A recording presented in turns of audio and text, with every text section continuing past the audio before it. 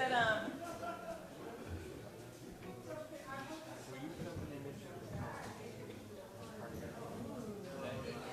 only because I had mentioned the cosmic gate to Roberta and she was unaware of it.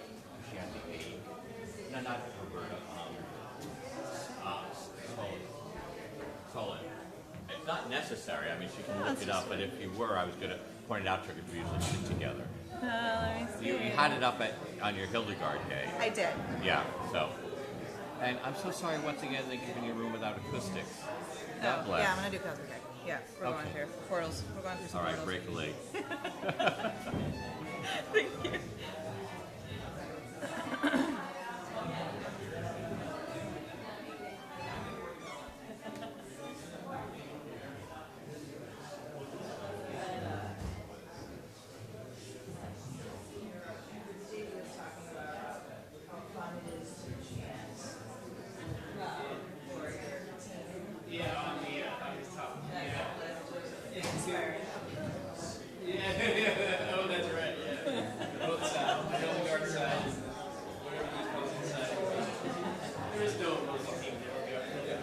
There's no way. There's no opposing team to Hildegard, but maybe everyone's on Hildegard. Everyone's on the Hildegard team!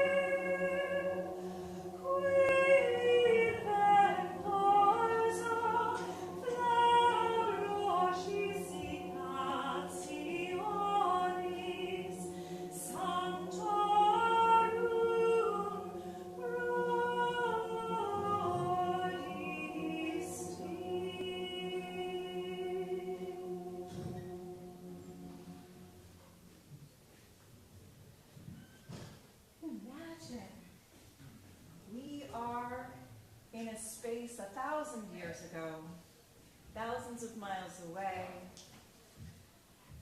Some of us are in a situation that we will never leave. You will only live your life inside of those walls.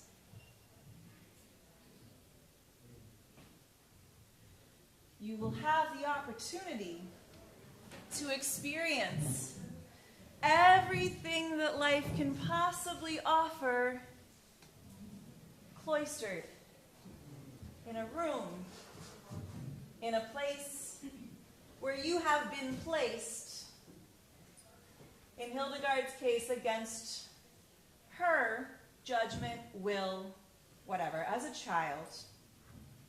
But within this space, within this tiny realm that she had, she created so much freedom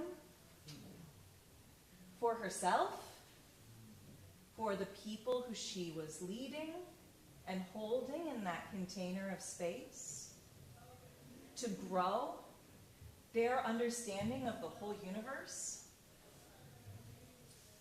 by giving herself permission to be surrounded by spirit, to find portals of emergence, ways to communicate with the divine. Yes, this is the divine egg. Some of you may see something else in that painting. Georgia O'Keeffe. Portland, Georgia. Absolutely.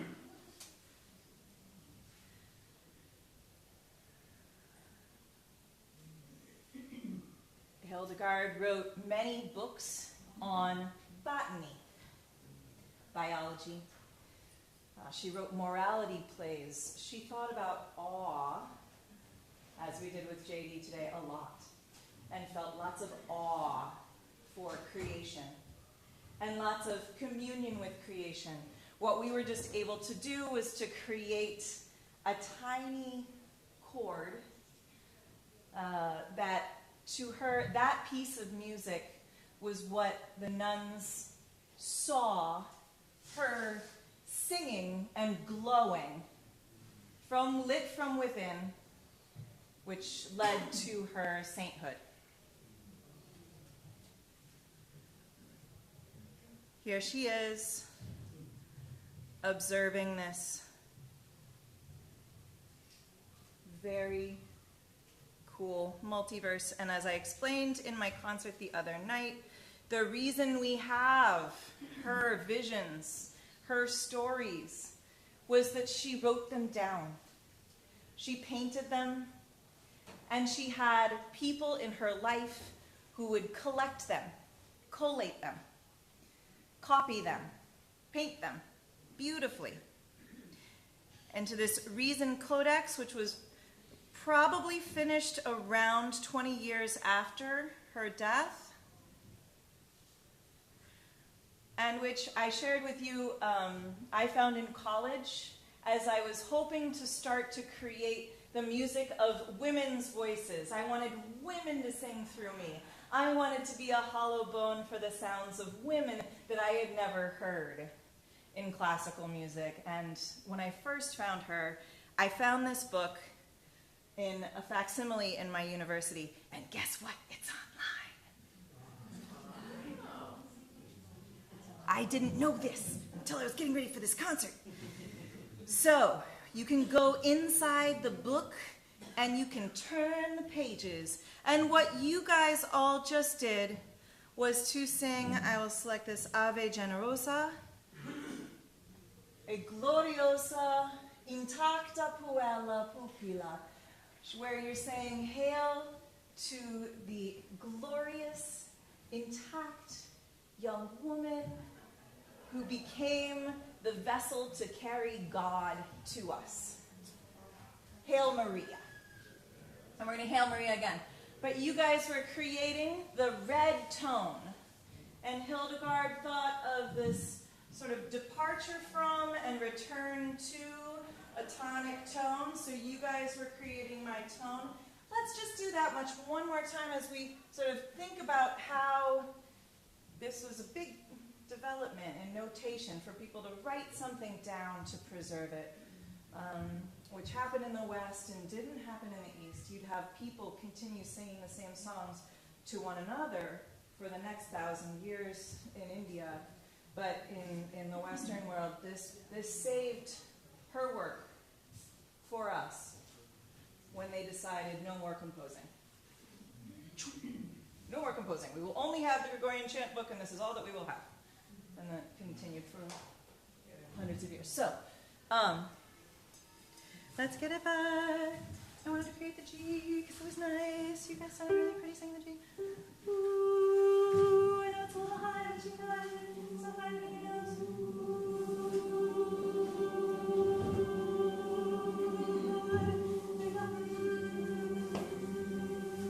Good. Stop the deep breath.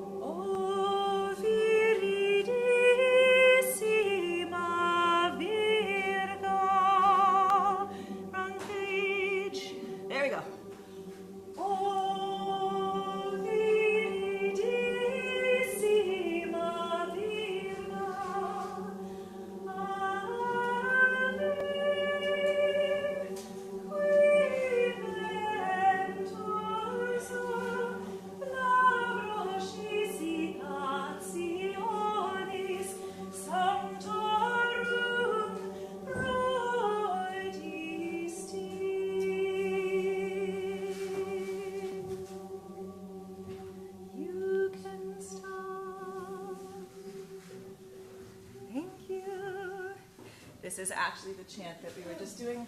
O viridissima Virga, Ave, hail.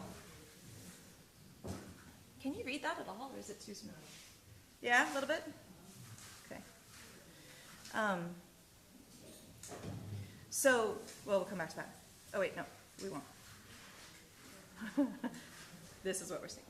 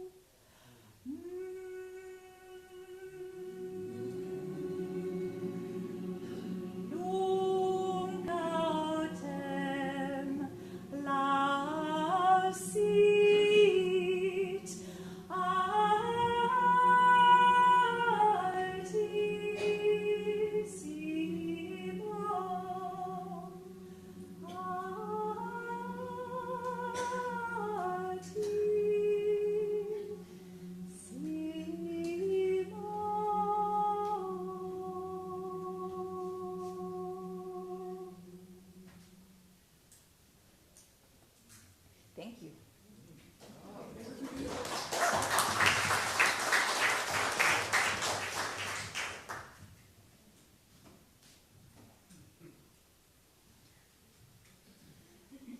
Hildegard was really cool.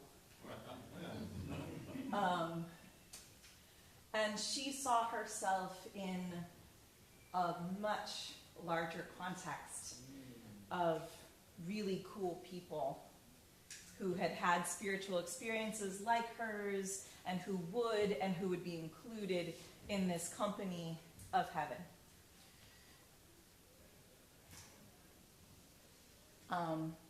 She also saw the whole earth as a larger time scale portion of the cosmos, where relationship with plants and animals, the awe of the changing seasons, and the human as the seed that grows and bears fruit and flowers in its season and feels joy, and also goes back into the earth and is tilled over. So she had these visions, but I do think of her as being a naturalist, a religious naturalist, if you will. Mother. And definitely a person having spiritual experience and living outside of the norms, the box, and in this realm of intellect where she had the ability to perceive deeper truths and meanings. And I'm so grateful to her for her life, but I'm so grateful for all the people who kept it safe and brought it to the 21st century for us to contemplate. So I lift Hildegard up for all of us to feel at one with. Because she wasn't just a crazy lady. I had come to her from studying lots of these sort of women outside the box as written by men. This is Henry Purcell. I love his music. I planned to do a very different concert here. I wanted to have a song that responded to every speaker's theme so that we could all focus on every speaker and sort of recall what they were. But I will leave that to you to do at home with your orange book and your own reflecting. Because I did say I would get you out of here by sunset. So we can't have a song for every speaker.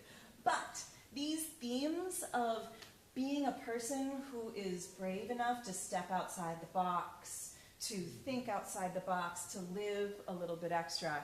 I want to lift up some songs that give us context for that poetry, for being improved upon, our lives improved upon by our reflection on nature and our love of being alive and in this life. Mad Bess.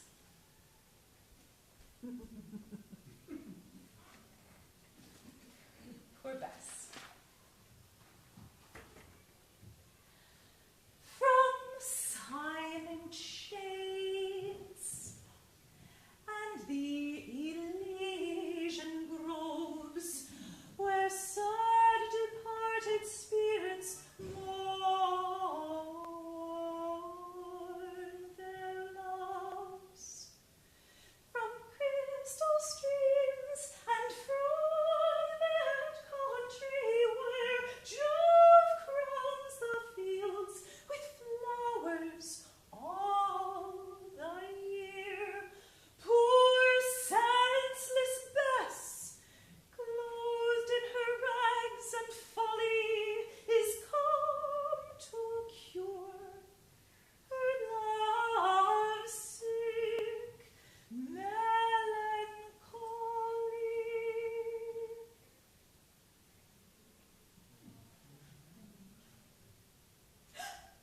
Bright Cynthia kept her revels late, while Mab the fairy queen did dance, and Oberon did sit in state, while Mars at Venus ran his lance.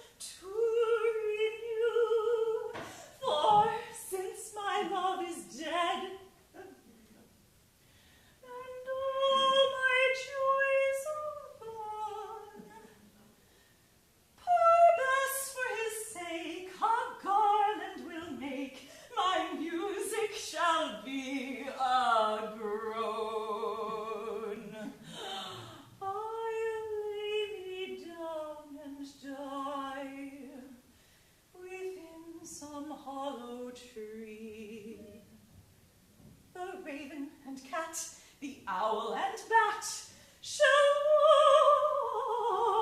warble forth my elegy.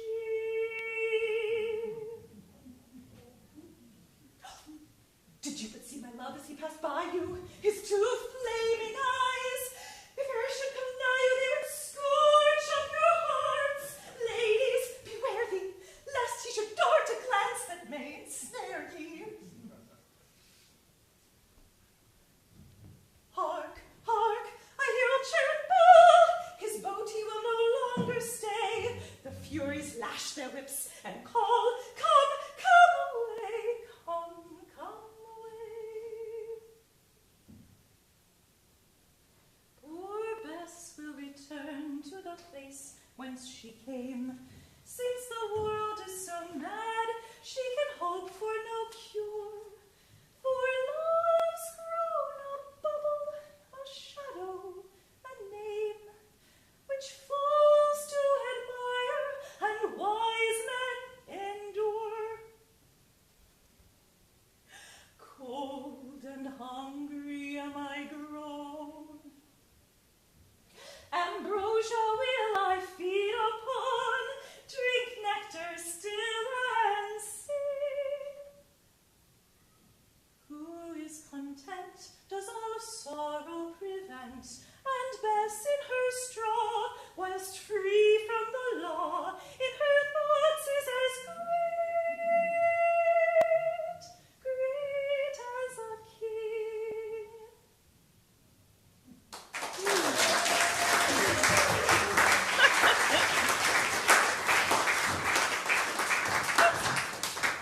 There she is, poor Bess. So, we credit Henry Purcell with writing some of the first operas in English.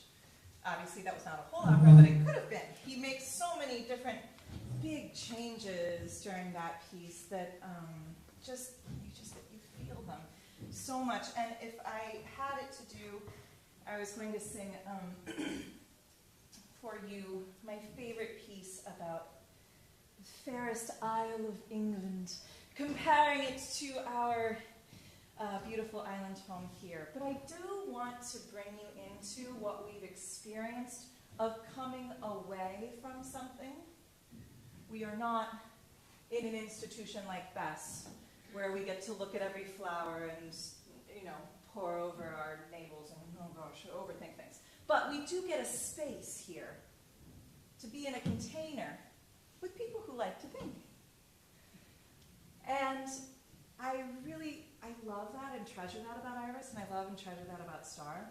And my favorite thing this year, I have to shout out to Rachel Katz, because we got to do this amazing embodiment of what it's like to live in gratitude for the world around us. And we're going to move past this version of the ancients to be here now for a minute with the light that we have all collectively experienced, the love that we have experienced, and the smell of the roses.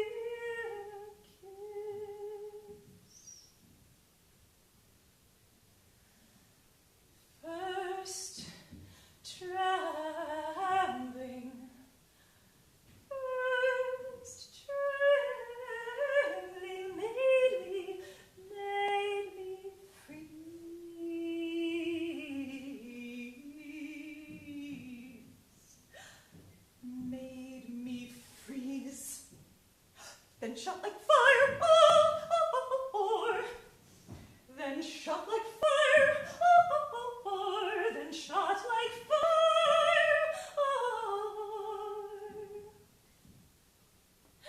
What magic has victorious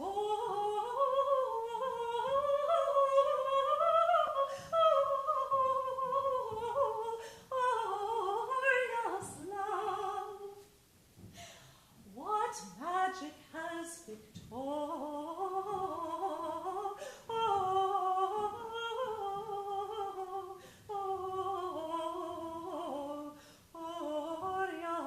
love? For all I touch, for all I touch or see, since that dear, dear kiss, I hourly prove all is love, all is love, all is love, all is love to me.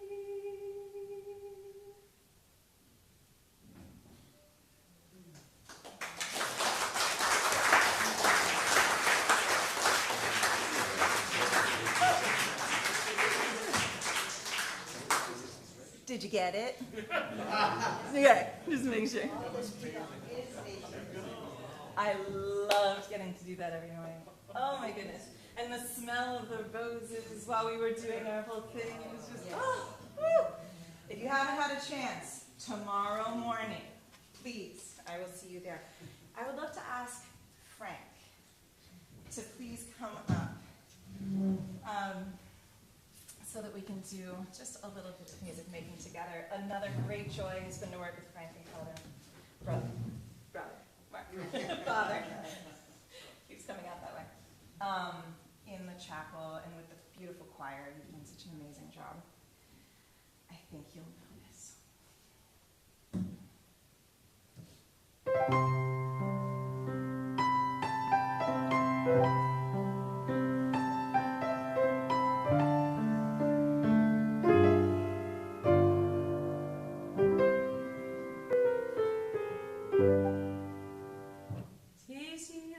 Qui vont baiser les liens, un lit qui se pleure sous ta bouche. Voilà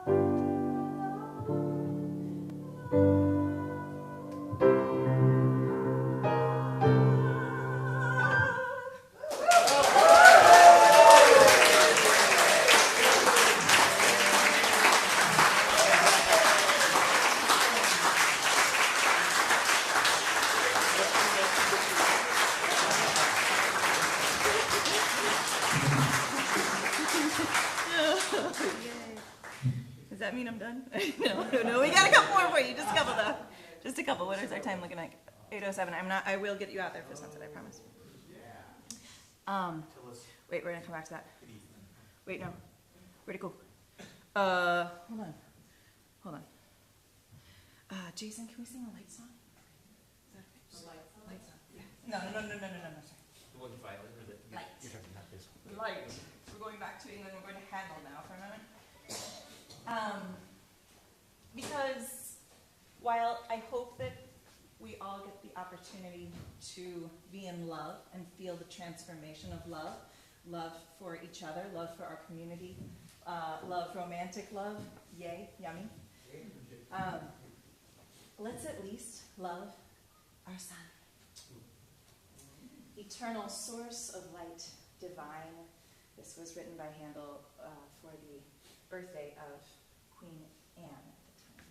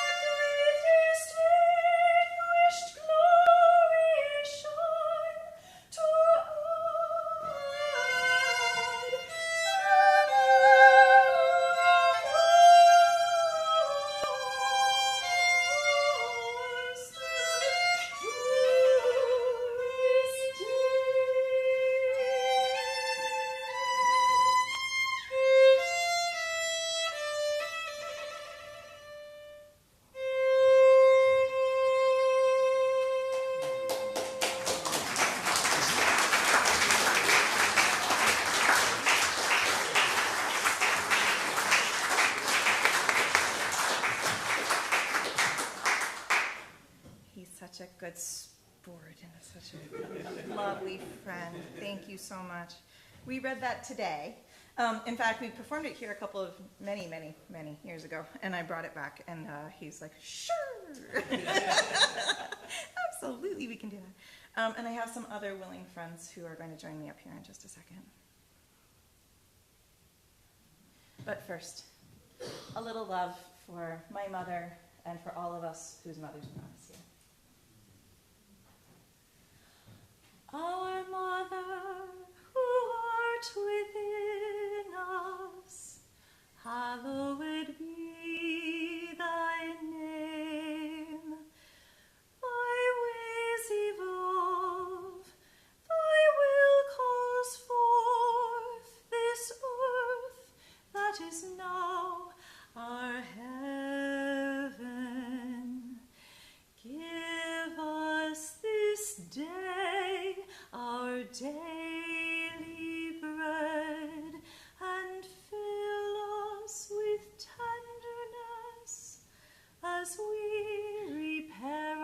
trespasses, and lead us forth into communion, and deliver us from dominion, for thine is our wellspring, and our grounding, and our glory forever.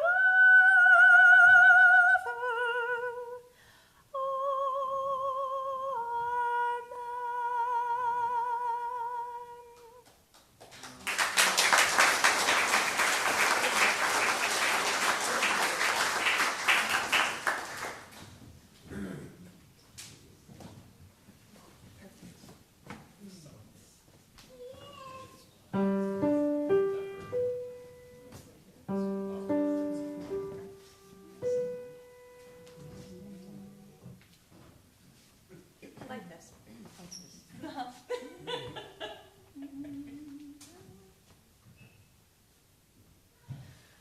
The Lord is my shepherd, I have all I need.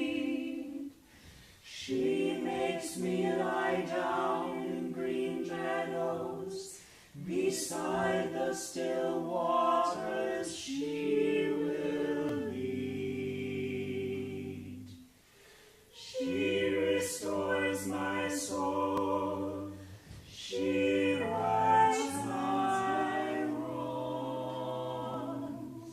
She leads me in the path of good things. She fills my heart with songs. Even though I walk through a dark and dreary land, there is nothing that can shake me. She has said she won't forsake me. I'm in her hand. She sets a table before me in the presence of my foes. She anoints my head with oil, and my cup overflows. Surely, surely goodness and kindness will follow me all the days of my life, and I will live in her house forever, forever and ever. Glory be to our Mother and Daughter and to the Holy of Holies, as it was in the beginning, is now, and ever shall be, world without end. Amen.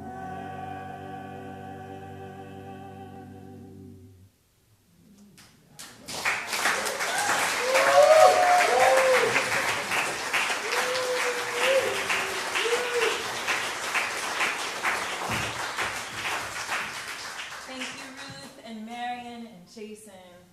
Creating close harmonies up in that chapel with them this week has been what I wait for all year. So thank you. And we wanted to get off on a sort of jiggy foot, so we're actually over my head. No, I don't think that's it.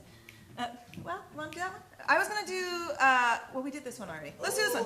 Okay, we're gonna get up in the lighter lights. Okay. So first, hold on, wait, back. Over my head, I hear music in the air. Over my head, I hear music in the air.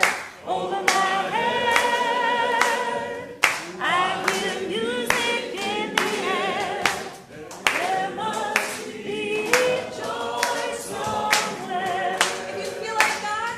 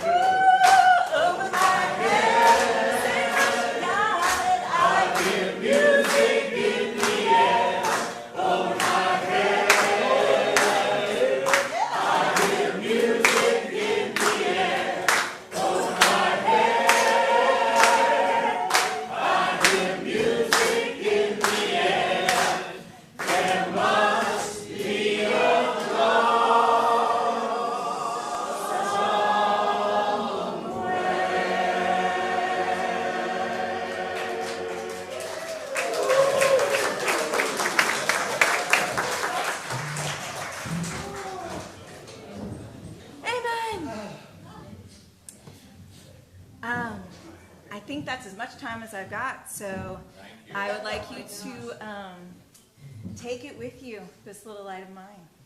Take that joy with you, take it out into the world, and please share it with all of the people you know. That yes, we are capable of transcendence. Yes, we are capable of joy.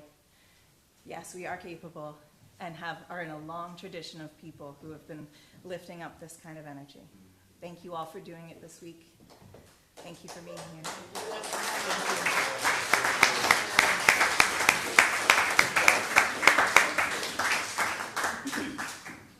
This little light of mine, I'm gonna let it shine.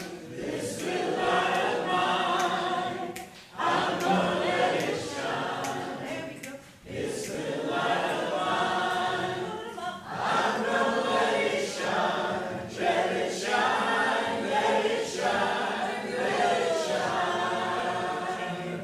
Ooh, this joy that I have, the world didn't give it to me. This joy that I have, the world didn't give it to me. This joy that I have, the world didn't give it to me. The world didn't give it, the world can't take it away. Slight change, we're going a little extra, hold on. Oh, where'd it go? Oh no, where'd it go? I thought I had another slide. Sorry. Okay. This love that I have, the world didn't give it to me. This love that I have, the world didn't give it to me. This love that I have, the world didn't give it to me. The world didn't give it, the world can't take it away.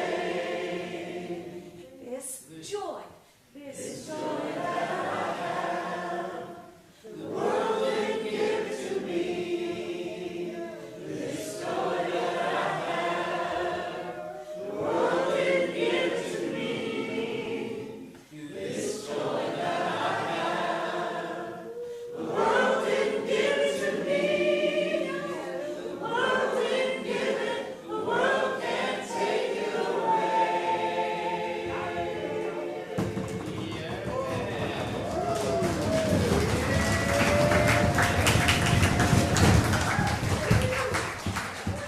All right, let's see if there's a sunset. Woo! It was at 8:20 last night. Oh, I'm late. 8:23. Barely made it.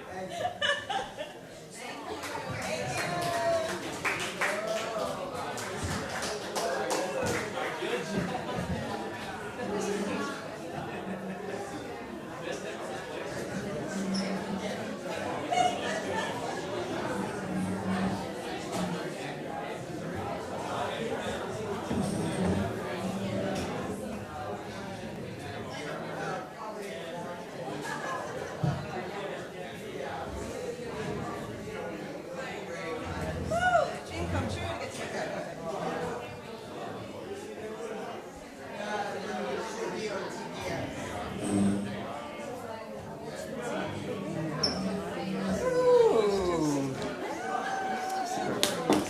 Glorious. Glorious. Glorious. All right, cool. The four of you singing, I know. Huge highlight, right? They put the computer right you there. take, yes, Yeah. you take yours, Yeah. get mine. We'll see what we can do. Nope. I'm good. I can do it. I hope. Do you happen to want this back, or do you want me to keep it? Keep it. Yeah. Sweet, thanks. People keep it. We don't want it. Did yours work? Yes. The dollar It's store. very stiff. I know, the dollar store. What can you expect? It was the dollar store.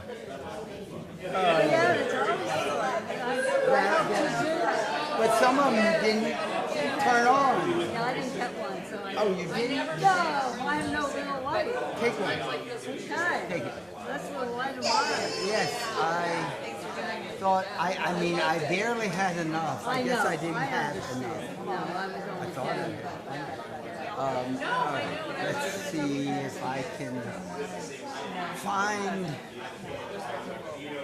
the movie. I can get it up. I'll get it. Wait. No, I can do it easily. Fine.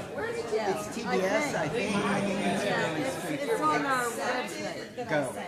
I would Yeah, appreciate yeah, it. okay, no problem. We'll give them a few minutes and people can Yeah, come back. yeah. How long is the movie, Kathy? What's that? How long is the movie? 2 hours. 2 hours, right? 2 hours. It's really good. Oh, yeah. Let me just think about this website. Yeah. I didn't figure out. I think it just got to a place where it wasn't happening anymore. But she said it was live and so it had to be might be a moment. Oh, they do all that? No,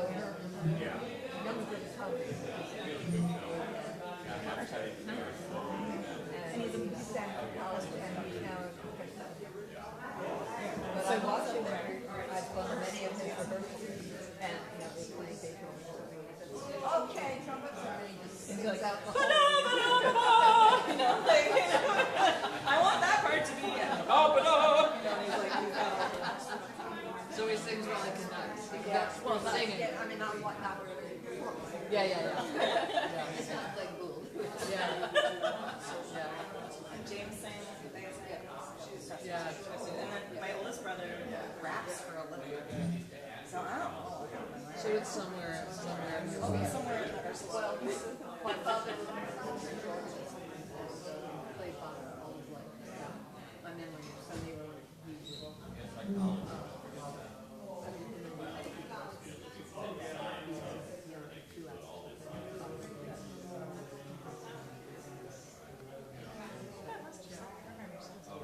We're ready. I don't know. My daughter. I just push the button. It's like this thing that like in my family is like. Yeah, whatever you want to do. Yeah.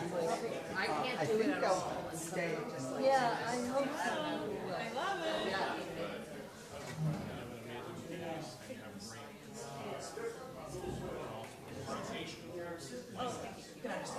I mean, I don't understand the words, but it sounds like really well. It sounds natural in every language you sing it, and it's hard to speak it, let alone sing it.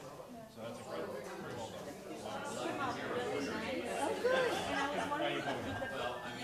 Alex did Yes, I know.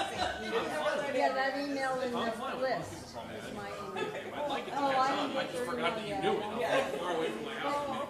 There's a list on the table that says that email. And I gave it to you. Yeah. Trying to get it. I don't know. I don't know how it. And if it's too many, yeah, the files are too big. Maybe it's in my junk mail. maybe because it was just saying Oh. Yeah. Okay. But try to send it. And I'll let you know tomorrow. Oh, did she? Good. Yeah, that's great. Yeah, very nice. So they're the ones that sent. You should be able to send it. oh no, I want to send it. Yeah. Yeah, and I don't have my phone with me. I'll try it then. Hi. Looks like you guys got the movie Yeah, I all think set we're up. okay. Yeah? I'm hoping the sound is low. You won't know anything. Oh. Yeah. Let But I did look. Let me look you up so it's Okay. Yeah, because here I looked at there, and Yeah, it so it's seems not- as if it's loud. Yeah, it's not hooked up right. It's just Oh, we gotta plug it in. I'm glad you came by. There we go. Okay. And then, do you want to test the sound? Sure. Yeah. So once you go to Whoa. Oh, here I wanted to know.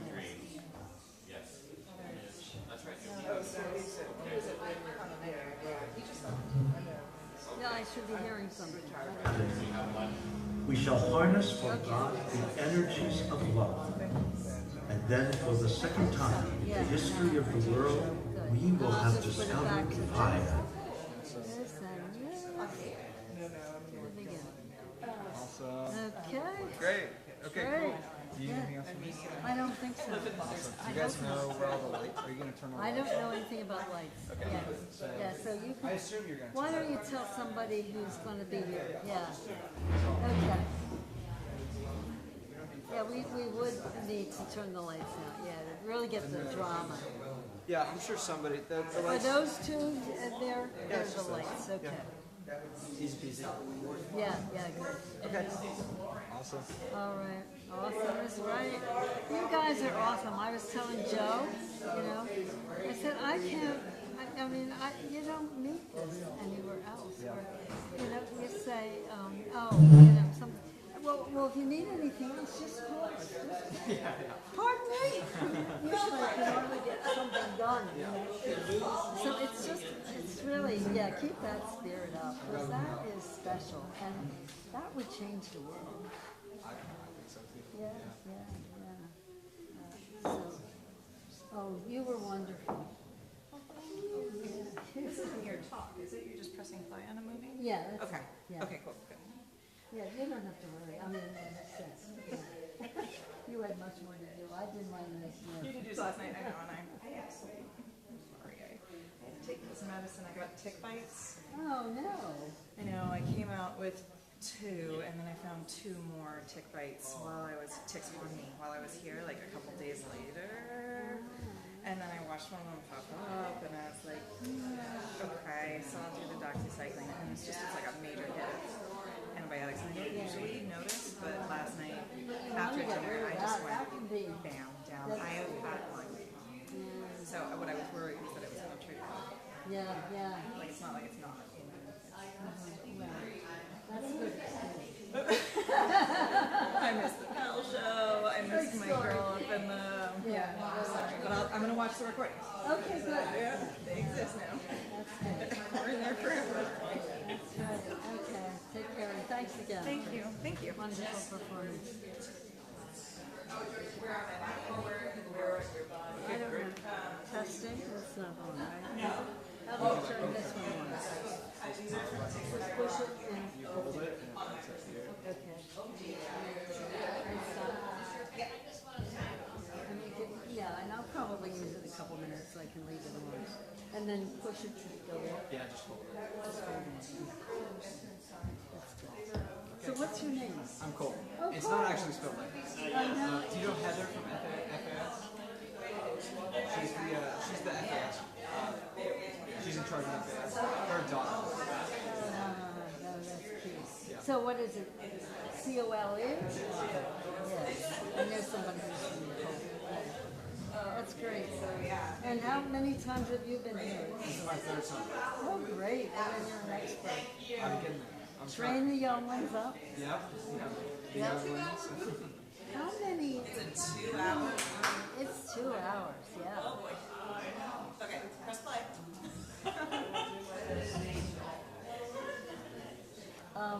What did you say? How many? You were saying how many? How many pedals? Oh yeah, how many pedals? Yeah, you read my mind. I think it's less than 100. There's the bakery crew has 3 people on it. The kitchen has 6 or 7. Ray tried when the band crew's in. Yeah. We almost had one fewer. I think they have 13. My crew has, there's 5 of us. So there could be 100. I think they're maybe around 100. Yeah, because I keep seeing different people. I mean, it's pretty the same. We've got a whole Facebook. Ronnie is our resident life person, and he hunts everybody down at the beginning of the summer and takes pictures. And so we have everybody's names and crews and everything. Even if he ever forgets his name.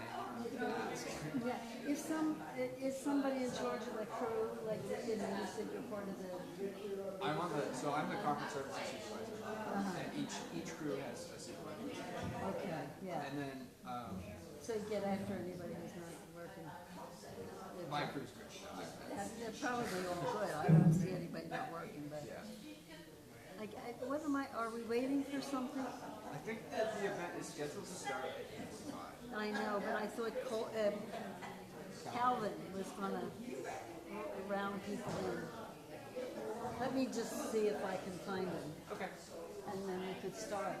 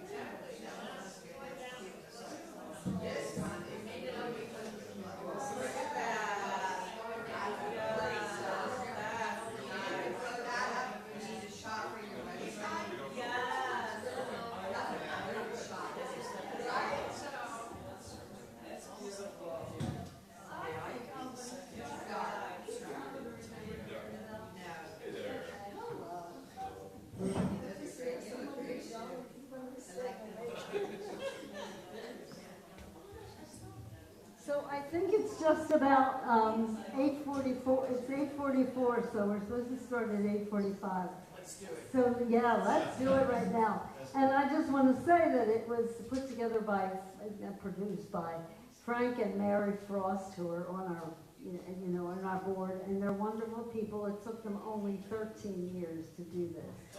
So it's worth really, they really ended up with a very good job. So we will begin and see what happens.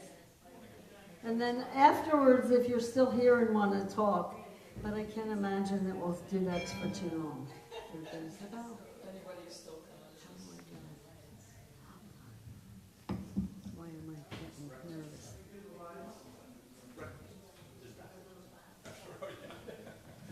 Afterward, we serve breakfast. There we go. I get full screen for me, too. Oh, good. Someday, after we have mastered the winds, the waves, tides, and gravity, we shall harness from God the energies of love. And then for the second time in the history of the world, we will have discovered fire.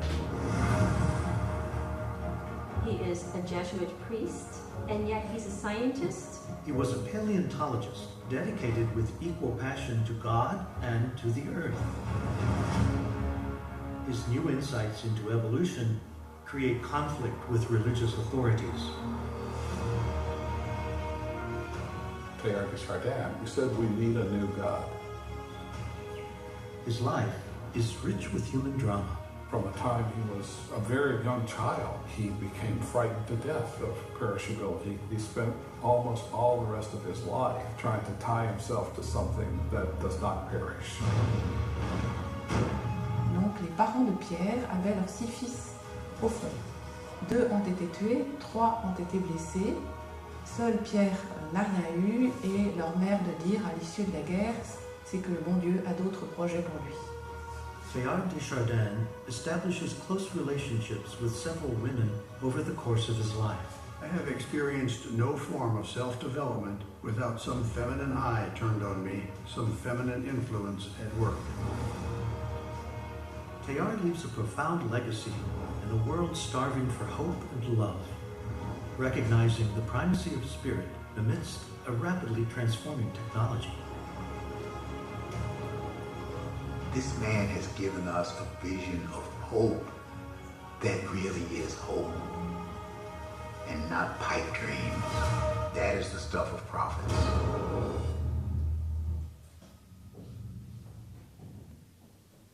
Major funding for this program was provided by Anthony J. Tambasco, Mary McGahey-Dwan, M.C. Conroy, with additional funding provided by the Raskob Foundation, the Cushman Foundation, Ellard Sticker, Dennis and Pamela Lucy, Monica McGinley, Brennan and Marie Hill, Benevolencia Foundation, Jesuit Conference of the U.S. and Canada, and Joanne Frank. A full list of funders can be found at teilhardproject.com.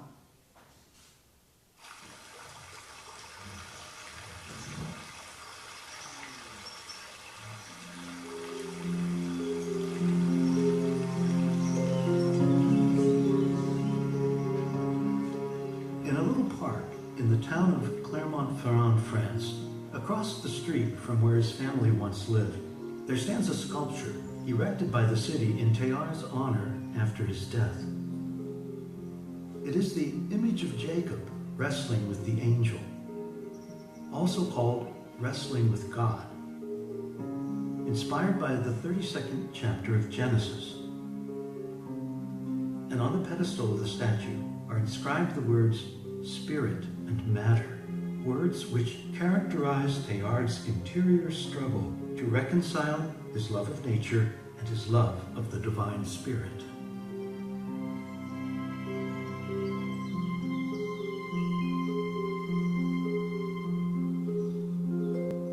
And this inner struggle began early in his precocious life, before he could even begin to understand or articulate it. He was sitting by the fireplace, as he remembers. I was 5 or 6. My mother had snipped off a few of my curls. I picked one up and held it close to the fire. The hair was burnt up in a fraction of a second. A terrible grief assailed me. I had learned that I was perishable. What does he do in reaction? He starts a search. Lifelong, as it turns out, for things that are lasting and indestructible. So what did I used to love? My genie of iron. Always in secrecy and silence, I withdrew into the contemplation, the possession, into the soul-relished existence of my iron god. And then it turned out that what I possessed was just a bit of iron that rusted. At this discovery, I shed the bitterest tears of my existence.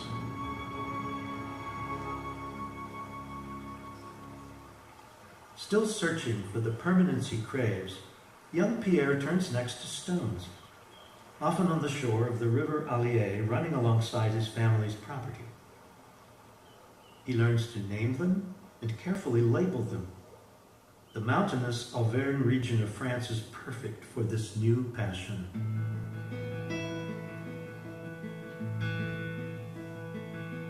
Auvergne molded me.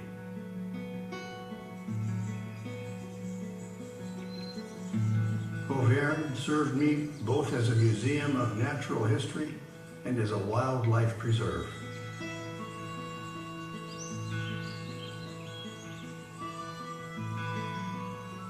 Pierre Teilhard de Chardin est né en Auvergne.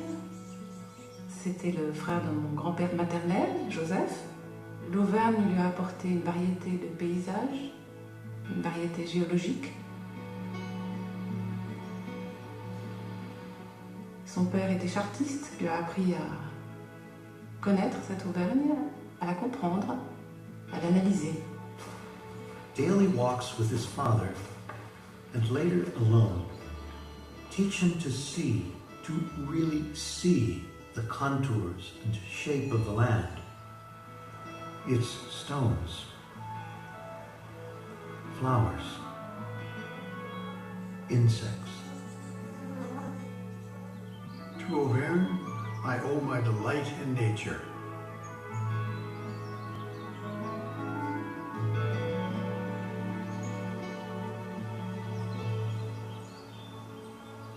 His cathedral of trees merges with the deep Catholic piety he has learned at the feet of his mother.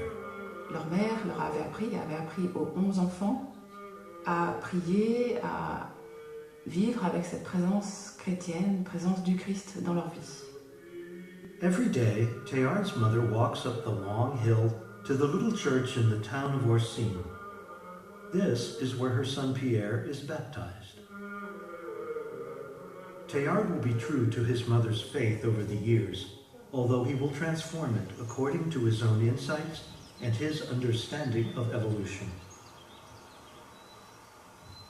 This depiction of Adam and Eve and the serpent is one that young Teilhard would have seen on winter Sundays if he were to look up from his pew in the church of Notre Dame du Port.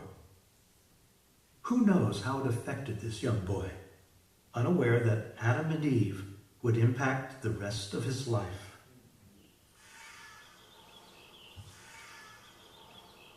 Teilhard is homeschooled until the age of 12, when he is sent to a boarding school run by Jesuit priests.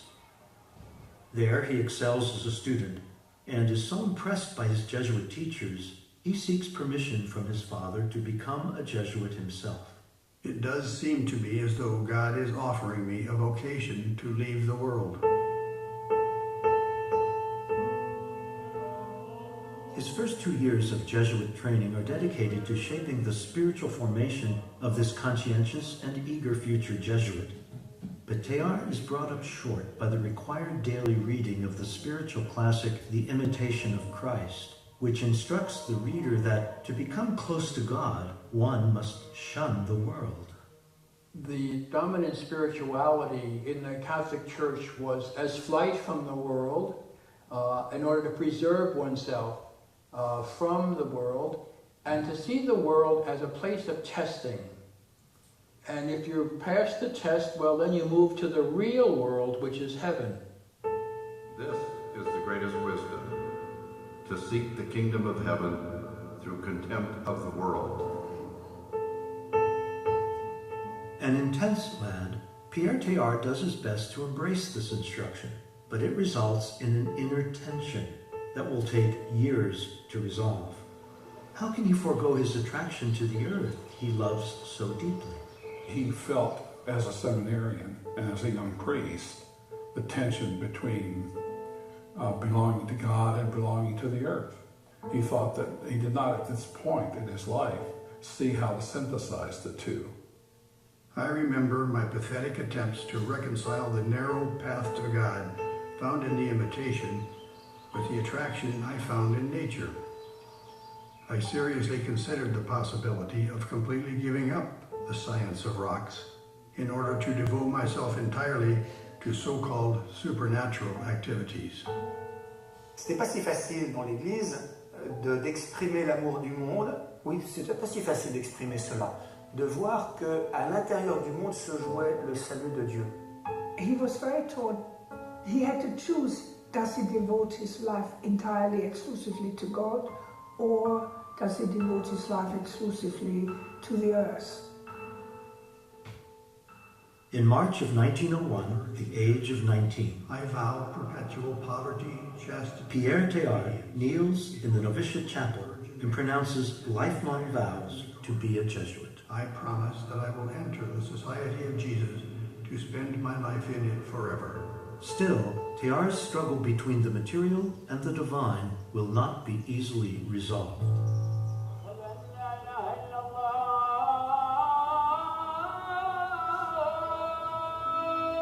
Jesuit training requires future priests to have a 3-year break from studies to test their skills in the real world.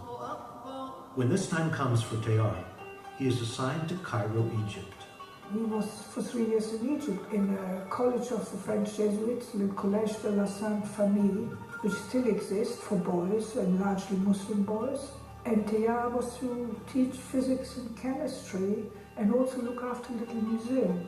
Egypt opens a whole new world for Teilhard. The East flowed over me in a first wave of exoticism. I gazed at it and drank it in eagerly. Its light, its vegetation, its fauna, and its deserts. That must have impressed upon him this concept of the vastness of time. The desert, the pyramids, the hills. And Egypt provides yet another opportunity to pursue his ever-growing interest in stones and fossils. I remember going to the Mokattam Hills, a long way west of the pyramids, in search of fossils. It must have been an enriching experience to walk with Africans, with Muslims, with Orthodox Christians, with Catholic Christians. There will come a time when his experiences with Muslims will be especially valuable to him.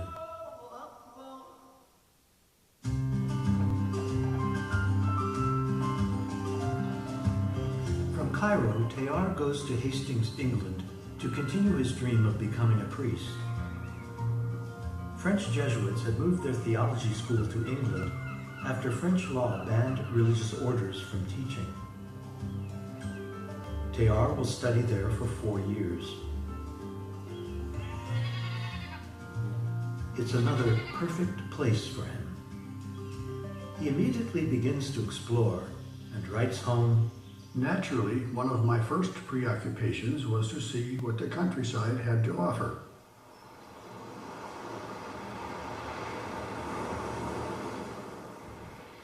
Geologically speaking, this is a lower Cretaceous area, approximately 120 million years old, marked by chalky soil, the extinction of dinosaurs, the development of early mammals and flowering plants. On his few days off, when the tide is out, he's able to hunt for fossils at the cliffs nearby, as amateur geologists still do today. By the time he is ready to leave Hastings, he has accrued quite a collection of specimens, which he gives to the local Hastings Museum, including one group of fossils stored in a cigar box decorated with an American flag and lined with one of his final theology exam papers. But for Teilhard, the search for fossils in Hastings is still only a hobby. Teilhard's main reason for being there is to become a priest. This has been his dream since the time he first studied under the Jesuits. But he has yet to fully resolve the strong tension he has long felt between his passion for the earth and his dedication to God.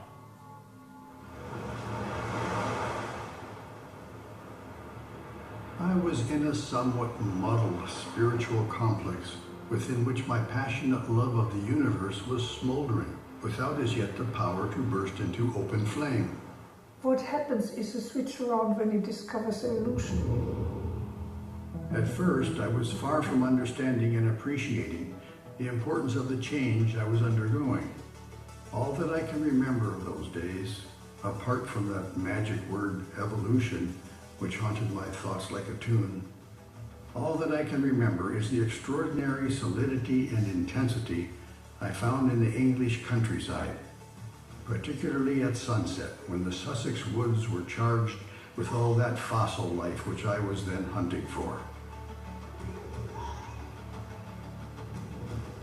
For Teilhard, God is totally present in the physical world around him, throbbing with divine energy.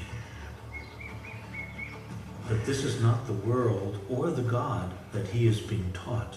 Teilhard was immersed in traditional medieval theological vision of the universe, where the universe is pictured as a ladder of levels, starting with lowly matter at the bottom, then plant life, then animal life, then human consciousness, and then all superintended by God. Perhaps there were angelic spheres inserted in there too.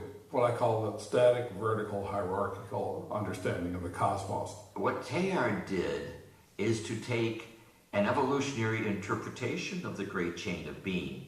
Instead of the great chain of being eternally fixed, it's an ongoing process.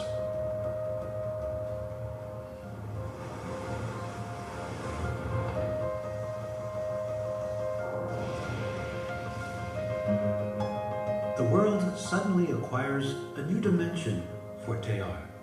I think he was trying to say we've lived in a world that we thought was static, unmoving, and all of a sudden he realized this is changing, this is moving, this is dynamic. In his never-ending search for the permanent, the imperishable, Teilhard reaches beyond the evolution of species described by Darwin and beyond the theories of the great French evolutionist Jean-Baptiste Lamarck and of philosopher Henri Bergson. So his notion of evolution was different from that of other evolutionists. Teilhard saw the larger emergence of the cosmos. Teilhard's vision gives primacy to the evolution of consciousness, which reaches its highest stage in human self-reflective consciousness with its capacity for love and free choice, and ultimately bends toward a point in the deep future Teilhard calls Omega. This is the defining nature of evolution as understood by Teilhard.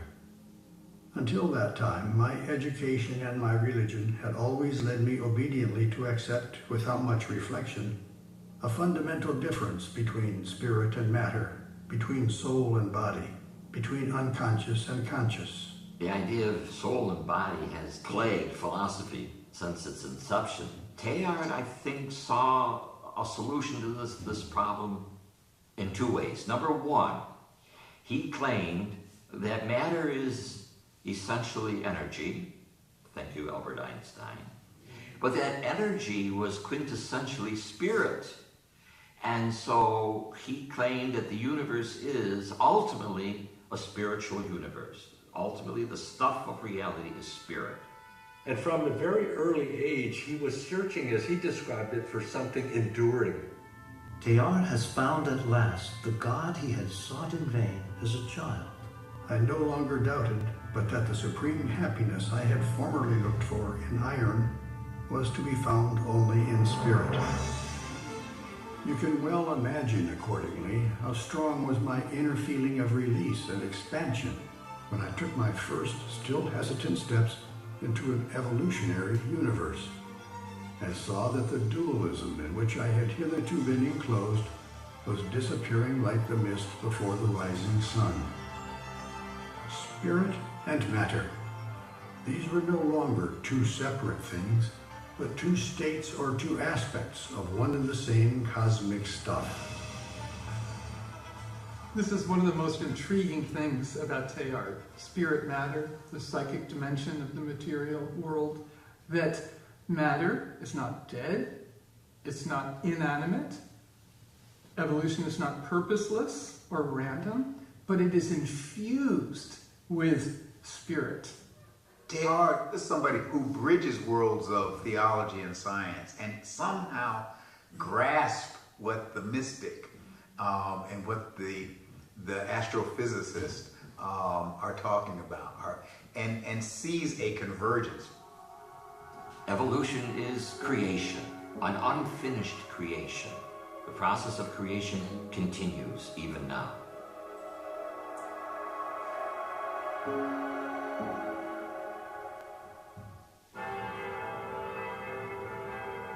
With these thoughts swirling in his head, Teilhard is aware that the day of his ordination to the priesthood is drawing close. His dream is about to be realized. De toujours à toujours, il a senti que ces forces immenses de création qui se donnent dans le cosmos, c'est le Christ à l'œuvre. Il a voulu se faire serviteur de ce grand mouvement auquel il participe, comme il le dit, de toutes les fibres de son être. But there is another dimension to his ordination which requires Teilhard's attention. Today we take the oath which Pope Pius X requested. Taking an oath of fidelity to the Church is a precondition for Teilhard's ordination. To what extent might his radical new insights about evolution have given him pause? The official Church at this time is very concerned with modernism. It condemns theologians who are seen as seeking to adapt church teachings to new developments in science and culture. Teilhard considers himself a totally loyal Catholic, yet he does not resist making a pledge that will take on great significance for him a decade later. I firmly embrace and accept each and every definition that has been set forth and declared by the unerring teaching authority of the Church.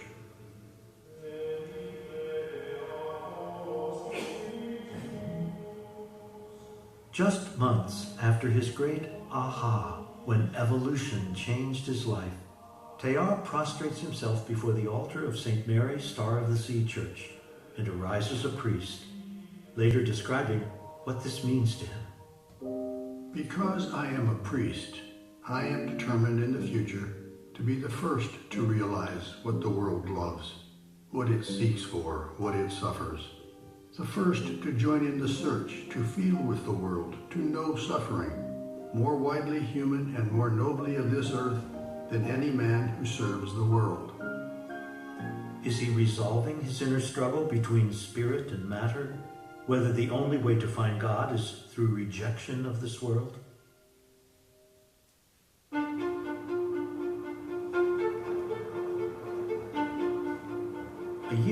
after he's ordained a priest, Teilhard finds himself in Paris.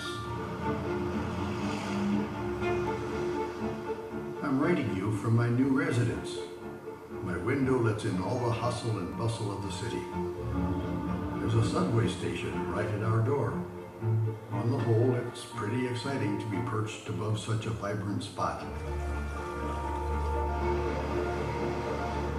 Teilhard wastes no time in diving into his scientific studies. He is registered to study biology at the Institut Catholique, but his main focus is geology. He hopes to study at the National Museum of Natural History in Paris under its director Marcelin Boule. Boule is a giant in paleontology in France at this time. He is known for his gruff demeanor and firm hand. He's also an outspoken agnostic and anti-cleric, and so Teilhard is naturally concerned about how he will be treated. However, perhaps because they both hail from Auvergne, the interview goes well. I arrived Saturday and went to the museum this morning. I began to work in the library, where I will be spending a good deal of time. Boule adopts Teilhard as his protege, turning over his large unsorted collection of mammalian fossils collected in the Quercy region of France for Teilhard to analyze and catalog. Here in the museum we have quite an amount of material, of fossil specimens, which were studied by Teilhard. So for example here I have small jaws, carnivorous mammals. This will become the basis of Teilhard's master's thesis and doctoral dissertation. In coming years, Boule's trust in his protege will be repaid by his receiving large shipments of fossils excavated by Teilhard in China.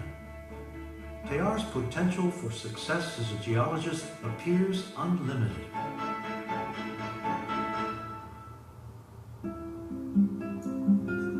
But Paris offers Teilhard more than just academic studies. His cousin, Marguerite Teilhard-Chambon, who had been his childhood playmate in Auvergne 2 decades earlier, is also in Paris, and they are delighted to become reacquainted. Marguerite becomes the first woman after his mother to play a major role in Teilhard's life. Marguerite had moved to Paris to pursue higher education at the Sorbonne, a rare accomplishment for a woman in those days. There she studied under philosopher Henri Bergson.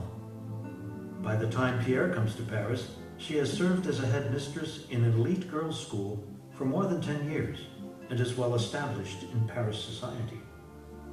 She has got quite an eminent and influential position, and she also knows these various friends through her studies, and then she introduces Teilhard to these friends, and he goes to their salons, and I mean it's a very stimulating life. It was inevitable that sooner or later I should come up against a feminine. The only curious thing is that it was not until my 30th birthday that this happened. It's particularly his relationship to his cousin Marguerite, who becomes a confidant. She becomes really his close advisor, counselor, helper, a friendly ear who we can really frankly tell everything and talk about things.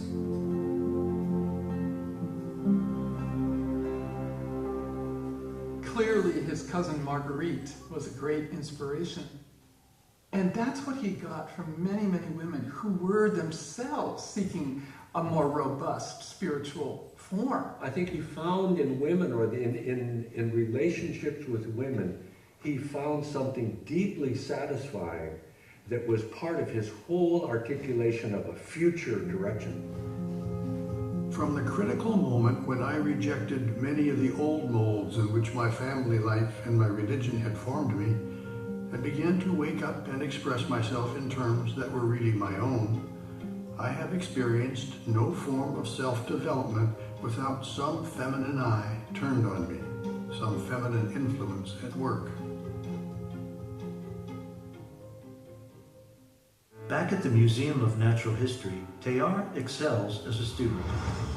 His studies take him on frequent field trips that give him first-hand experience in uncovering, identifying, and interpreting fossils. He is especially captivated by the prehistoric art found in ancient caverns in the Pyrenees. For him, this art marks the magic moment when consciousness becomes self-reflective. It signifies the birth of our humanity.